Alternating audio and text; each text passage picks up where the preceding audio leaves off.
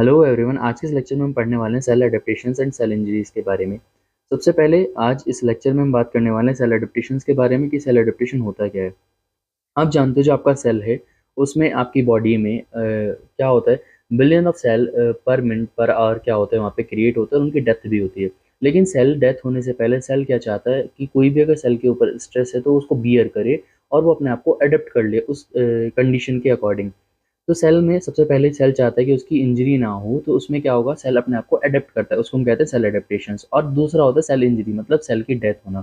अब ये सेल की डेथ दो तरीके से होती है। एक होता है उसमें कि एक सेल्फ मैकेनिज्म है जिसमें आपके सेल को डेथ होनी है, जैसे आपका आरबीसी 120 डेज बाद क्या होता है, वो डेथ उसकी होनी होनी है, वो खुद से डेथ होती है, वो होती है उसकी एपोप्टोसिस।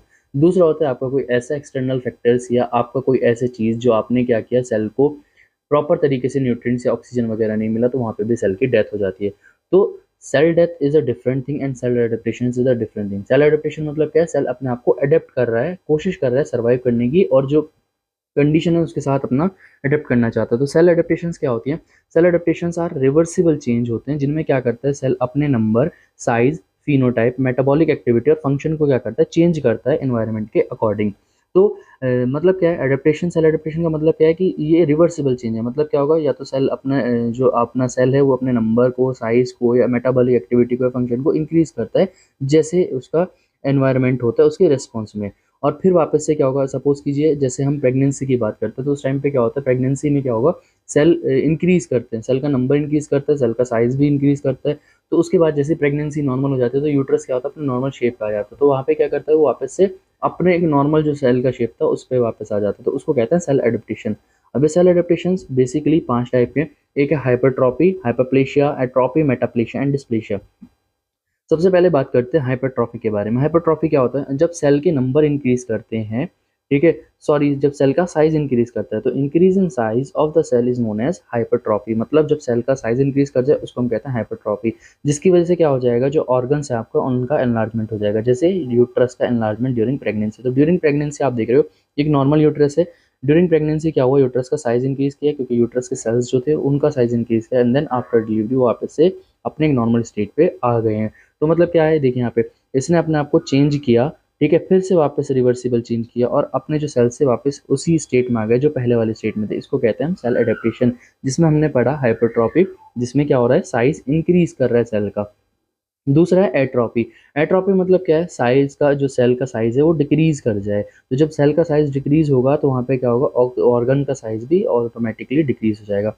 तो when sufficient number of cells are involved in the entire tissue or organ diminish in size, जब क्या होते हैं साइज को इंक्रीज डिक्रीज करते हैं, और किसकी वजह से होता है, श्रिंकेज हो जाएगा जो सेल है उसके उसमें, और जो आपके सेल ऑर्गेनल हैं और माइटोकॉन्ड्रिया वगैरह हैं वो भी वहाँ पे क्या होगा, उनमें भी श्रिंकेज या रिडक्शन देखने को मिलेगा, जिसकी वजह से क्या होगा, जो आपका सेल का साइज है, ठीक है, जो आपका साइज है वो क्या हो जाएगा, वहाँ पे डिक्रीज हो जाएगा, उसको हम कहते हैं एट्रोपी। तो देखिए हाइपरट्रॉफी में क्या था, जो सेल का साइज था वो इंक्रीज हो रहा था, और एट्रोपी में क्या होता है, यहाँ पे जो सेल का साइज है वो डिक्रीज होता है। जैसे आप देख सकते हो एक नॉर्मल सेल है, उसके ऊपर कोई स्ट्रेस आया तो उसने क्या किया, अडेप्ट किया अपने आप को, और क्या हो गया, उसका साइज का जो सेल है उसका साइज डिक्रीज हो गया, इसको कहते हैं हम एट्रोपी। इसके बाद है हाइपरप्लेशिया। हाइपरप्लेशिया को किस तरह से डिफाइन करते हैं, जब सेल का नंबर इंक्रीज होता है।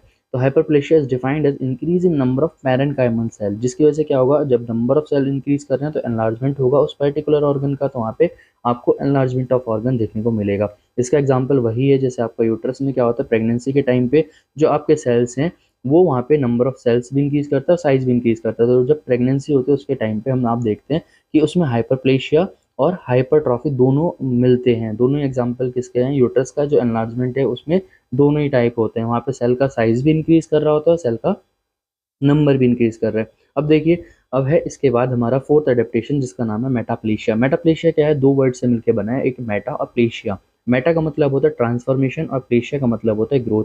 मतलब क्या होता है, जो आपके सेल्स हैं वो एक पर्टिकुलर शेप से दूसरे शेप में ट्रांसफर हो जाए, उसको हम कहते हैं मेटाप्लेशिया। मेटाप्लेशिया मतलब जो हमारा एक सेल है जो उसका शेप या साइज आप कह सकते हो, शेप जो था सेल का उसका शेप किसी और दूसरे शेप में कन्वर्ट हो जाए, उसको हम कह रहे हैं सिंपली मेटाप्लेशिया। तो ये दो टाइप का होता है, एक होता है कॉलम मेटाप्लेशिया, दूसरा होता है स्क्वैमस मेटाप्लेशिया।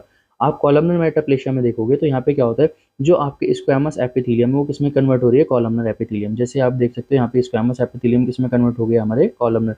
मतलब अगर हमारे columnar cells sorry epithelial cell किस में कन्वर्ट हो जाते हैं, ये हमारे एपिथेलियल सेल हैं।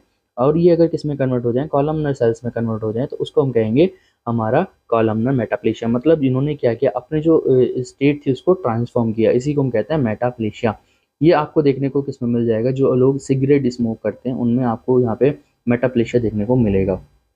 इसके बाद है स्क्वैमस मेटाप्लेशिया। जैसे यहाँ पे अभी हमारा एपिथेलियम कॉलमनर में हो रहा था, तो कॉलमनर मेटाप्लेशिया था। इसी तरह अगर आपके कॉलमनर सेल्स स्क्वैमस में कन्वर्ट हो रहे हैं तो वो कहलाएगा हमारा स्क्वैमस मेटाप्लेशिया।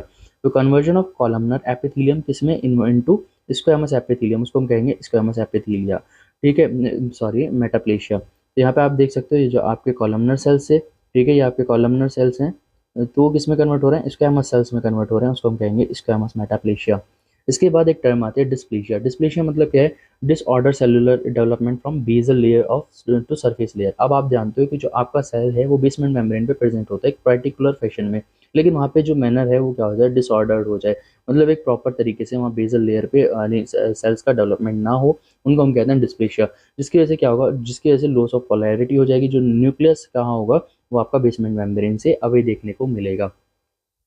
इसमें क्या आपको देखने को मिलेगा, सेलुलर एंड न्यूक्लियर पॉलीमॉर्फिज्म देखने को मिलेगा, और जो आपका साइटोप्लाज्मिक रेशियो है वो इंक्रीज कर जाएगा और सेल की मेटाबॉलिक एक्टिविटी भी इंक्रीज होगी।